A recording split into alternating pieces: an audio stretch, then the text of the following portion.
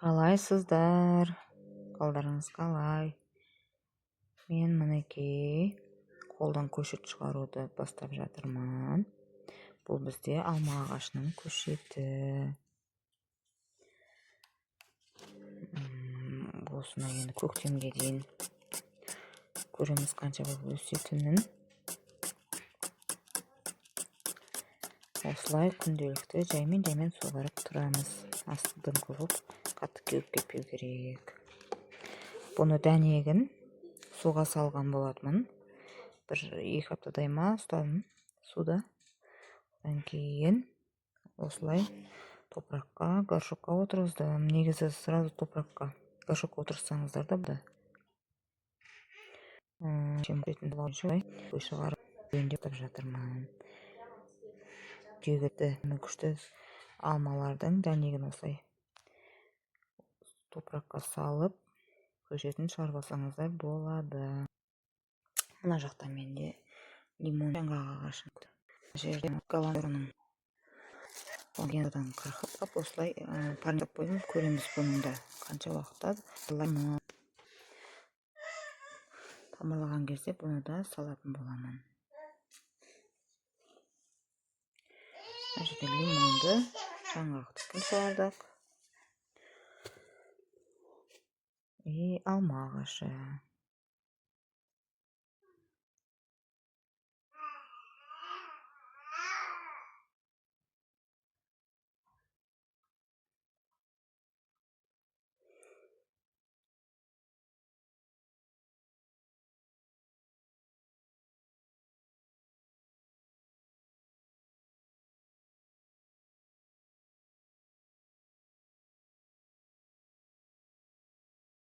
Құрметті оқырмандар, негізі осылай үй жағдайында өздеріңізге ұнаған любой жемістің дәміне қарай, сортына қарай үйде көшетін шығарып алуға болады. Дәнегі арқылы немесе осылай сабағы арқылы. Сабағын осылай қырқып аласыздар да күздің күні осылай үйге горшокқа парниктеп қойсаңыздар болады, немесе далаға да парниктеуге болады.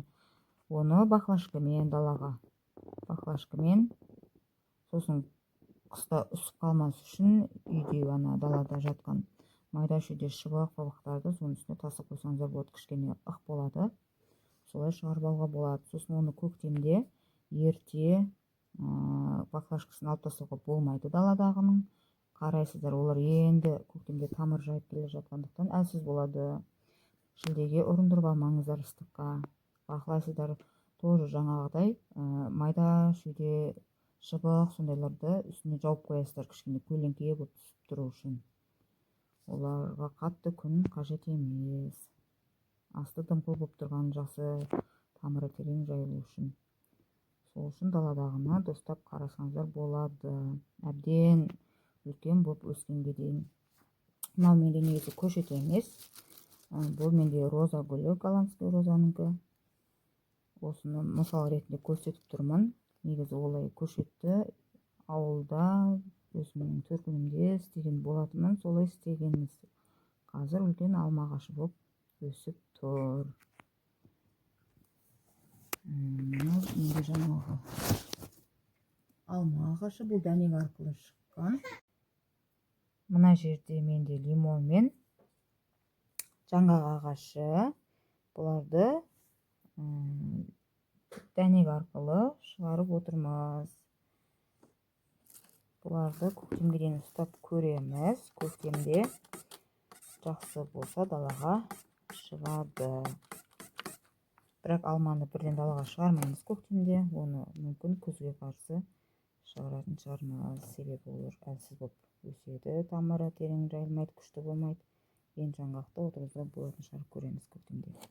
Алдағы уақытта осылардың өсіп жатқан процесін көрсететін боламын. Видеоны жіберіп алмай қарап тұрыңыздар.